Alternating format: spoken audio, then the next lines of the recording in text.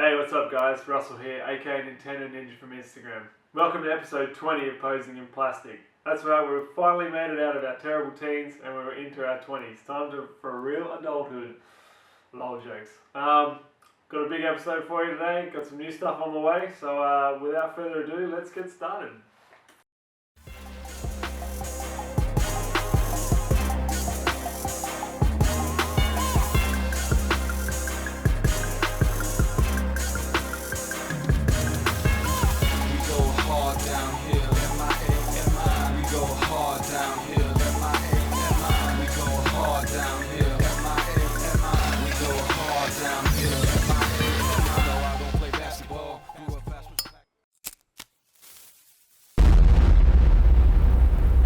Crispy.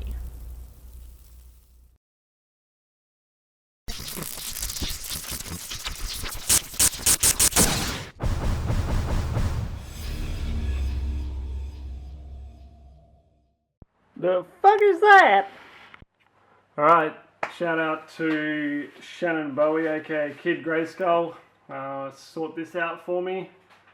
End up doing a straight swap for a Super Nintendo game, so I scored pretty good here. Yeah, nice one to round out my aim soldiers. This gives me 10 and I am done. Thank you very much. Yeah, look, might pop out the aim soldiers again soon and do something special with them, see what I can come up with. But yeah, that's it for now guys. Peace. What's up guys, first shot of the episode here. I've had these figures for a while, just haven't had a chance to really put them together into a display. So now that, yeah, I've had that Thor since I was in America, so that's nearly, going on 10 months now, and just haven't had a chance to put it in any displays, like I was saying. So yeah, good chance with the Tamashii lightning effects, the ACBA cutouts, and a few Ultrons. Couple of them are customs, couple of them 3-pack, and I just put together a scene where Thor's laying some justice on some Ultron drones. Yeah, just fairly straightforward. It's all balancing act. There's no stands or anything. Just, you know, working things against each other to sort of prop one another up, and then a simple finger light behind Ultron there to accentuate the lightning effect at the back. Bit of light propped on the back drop there just for a bit of dynamic effect. And yeah, just getting the posing right and always practicing, always grinding. That's what the game's about. That's it for now guys, let's take this shot.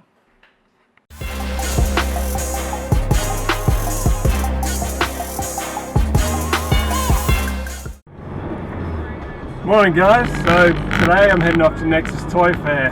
I got up about 6 o'clock this morning to start getting ready. Every time it's early morning starts, get everything organised, pack everything up, prep, things like that. You gotta figure out what displays you want to do, find anything you've got for sale, things like that. It's just, yeah, it's always a bit of work to do for the general public so they can enjoy the fruits of what we enjoy doing. So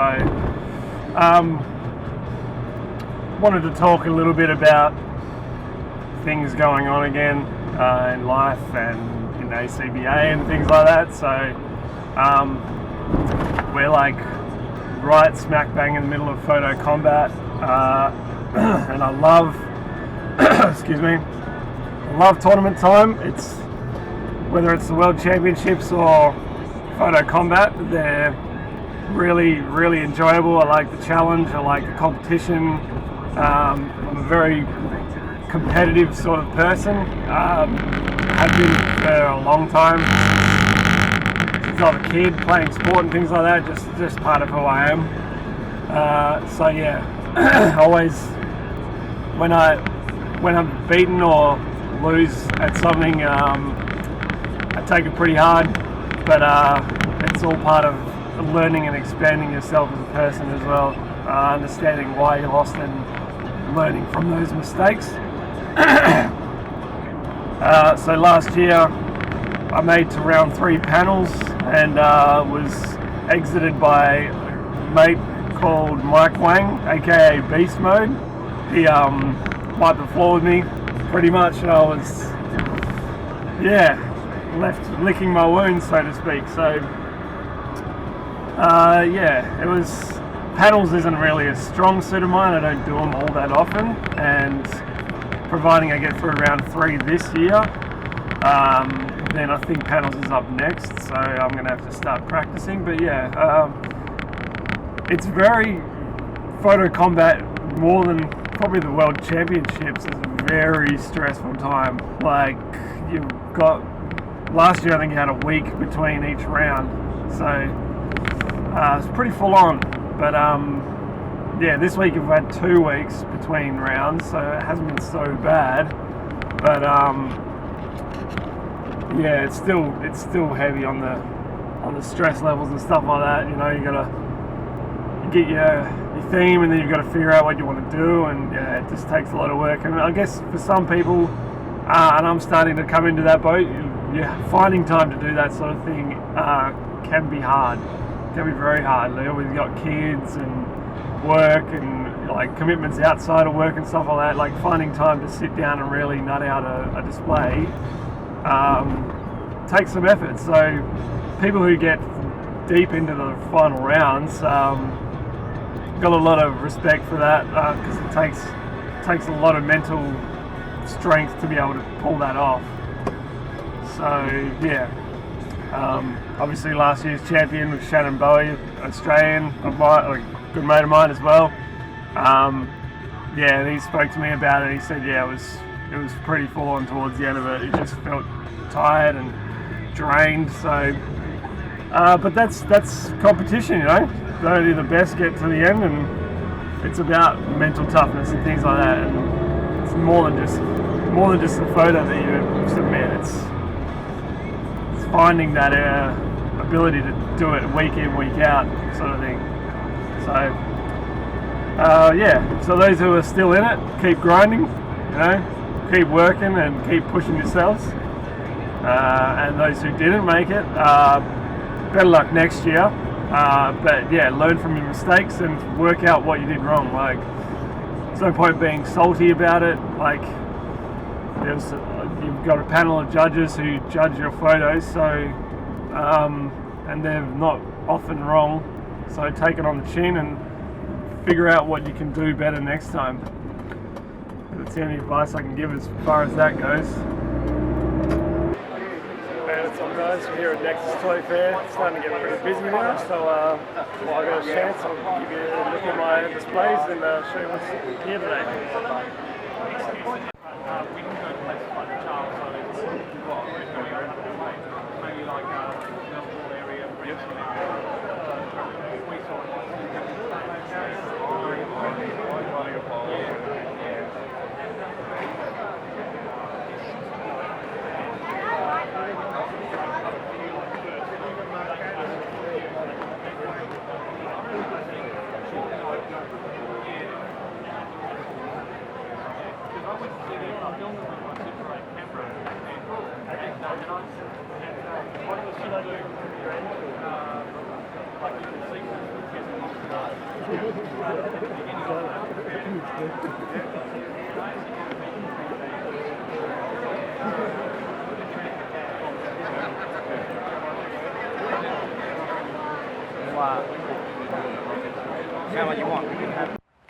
Oh yes, yes, yes, yes. Good Lord have mercy. Big shout out to my homie from the other side of the coast, Shannon Bowie, Kid Grayskull, hooking me up here with one of my big grail pieces. This is what I've been hunting down for a while now, the Battlecry Goken.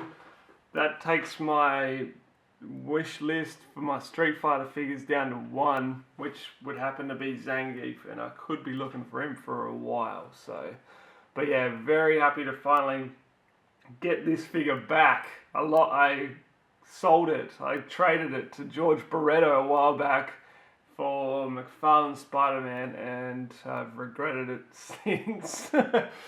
I still have my McFarlane, but I've really wanted this figure back, so really happy to have it back in my collection. Thanks again, Shannon. You're a lifesaver. That's it for now, guys. Peace. Hey, what's up, guys? Second shot of the episode here. Got back to basics. Just haven't been doing much for a while. Things have been pretty hectic. Obviously, with the baby on the way and tournaments and things like that, I haven't had a lot of free time to sort of sit down and really do any sort of displaying. So this is something I've just sort of got myself back into with a little bit of warm up. The bonus figures that came with the Ant-Man figure from the Ultron Builder figure wave. Just thought I'd throw them into a scaled scene, and got Yellow Jacket punching Ant-Man into a decanter with a couple of AIM soldiers just sort of going about their business in the background. Playing pretty simple stuff, but good way to get back into it here. That's it for now, guys. Let's take this shot.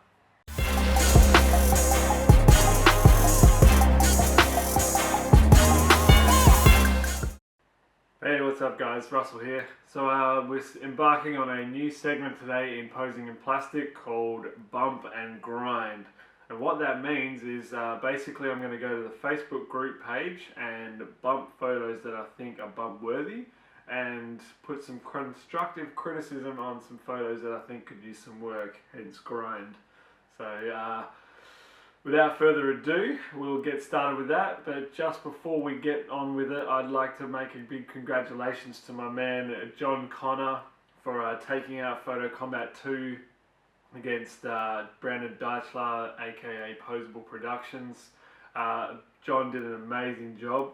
He came off the standby list and he took out some big names along the way, so much deserved. All the best, brother. Congratulations again. And well done again to Brandon Deichler for getting as far as he did.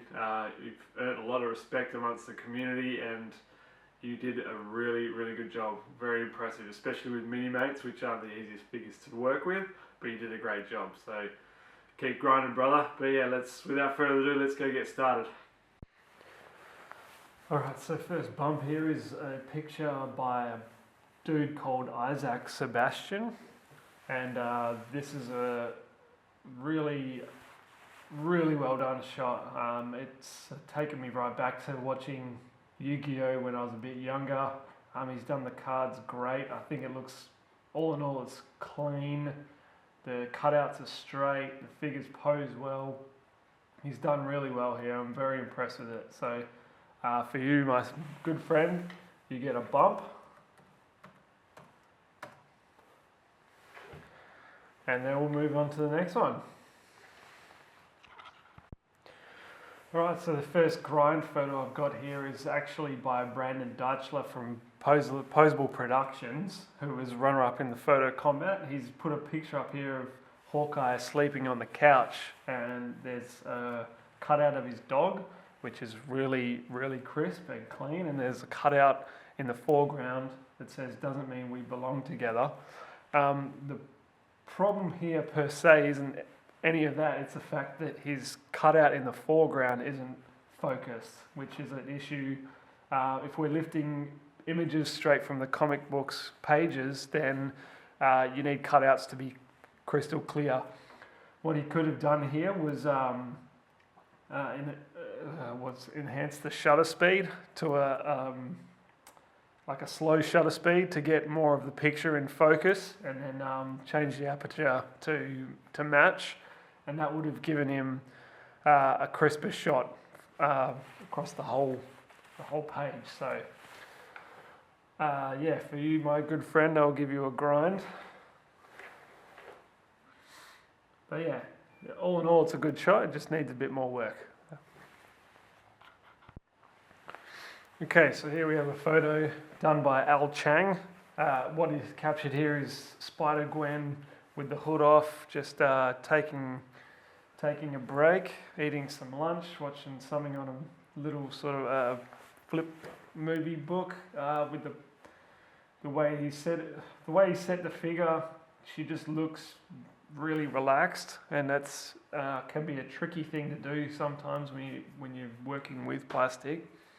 The backdrop looks like she's sitting in a city skyline, which is really impressive. So he's done a really great job with that.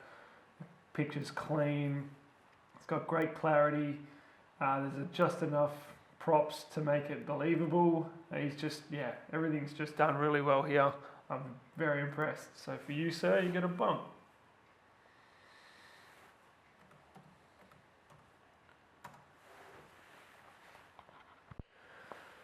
Okay, so the last one here for this segment is a photo here by Aaron Roberts. He's trying to sell the illusion of the Flash running on water. I'm not 100% sold on the running pose. It could use a little bit of work. Also, the plastic sheet that he's using for water hasn't really sold the effect enough for me to believe that that's what's happening. The cloud, like the cotton, is probably slightly misplaced and maybe a bit heavy on the clumping. He could have possibly used a bit more of the cotton around if he'd crumped up sections of the water around to sort of create like the froth of the water as it breaks. And the lighting's probably a little bit washed out. You can see it's fairly hot through here, and it's a fair bit grainy. So nice attempt, but keep grinding, my friend. Hey, what's up, guys? Third shot of the night here. So just been working on this scene for a minute. I've had these figures on the table and just sort of getting the posings right and getting the figures how I wanted them in a position where I am happy with the framing, and setting up the backdrop, trying to get the right colour, and I've gone with a light pink to sort of represent what I'm after. One single cutout, it's just the wasp there, just sort of obviously upset for a fallen lover. So and then the other Avengers are looking on, a bit sad. Black Widow's obviously weeping, Cap's down and out, and just making sure the posing was all good. Everyone's sort of conveying emotion. But all in all, I think I've done fairly well on this. That's it for now, guys. Let's take this shot.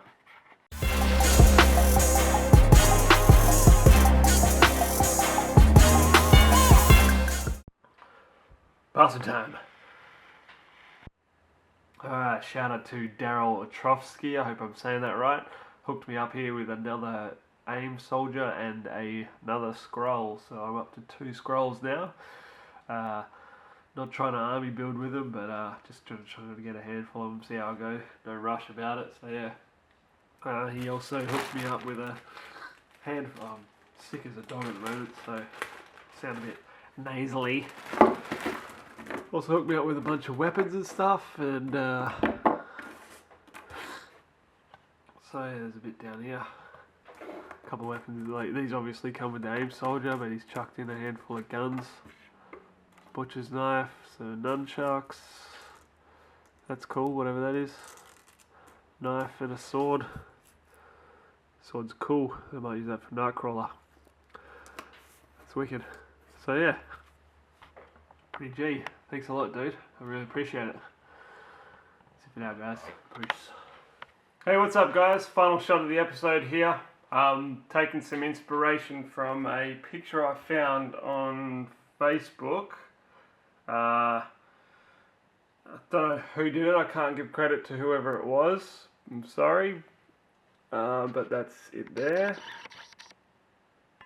That's the photo. So I've gone and replicated it with figures. Hopefully it's come across. Just something fun, like just for the page, for the fans or whatever, and just fun and interesting to do, to replicate that scene from the Reservoir Dogs. It's fairly iconic now. I've enjoyed putting this one together. Just something simple to do. That's it for now, guys. Thanks for watching. Don't forget to comment, rate, share, and subscribe, and check out my other episodes. Also, check out my Instagram, Nintendo Ninja. There's an underscore in there as well. So, yeah, check that out. I've just cracked 6,000 followers, so I'm pretty happy about that. Yeah, if you haven't been on there, jump on board and give me a follow. But yeah, otherwise, thanks for watching. See you next time. Peace.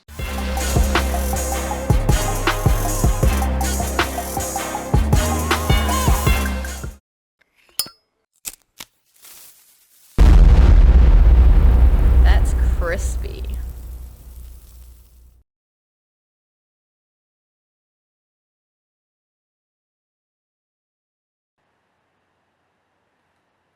Man, what's up, guys? Man, saw dude. Hey, what's up, guys? No. Hey, what's up, guys? Russell here, aka Nintendo Ninja from the Instagram. Welcome to episode 20. Man, God. That's right, we're out of the awkward teenage years and into our final. No! Come on! Do it! Come on!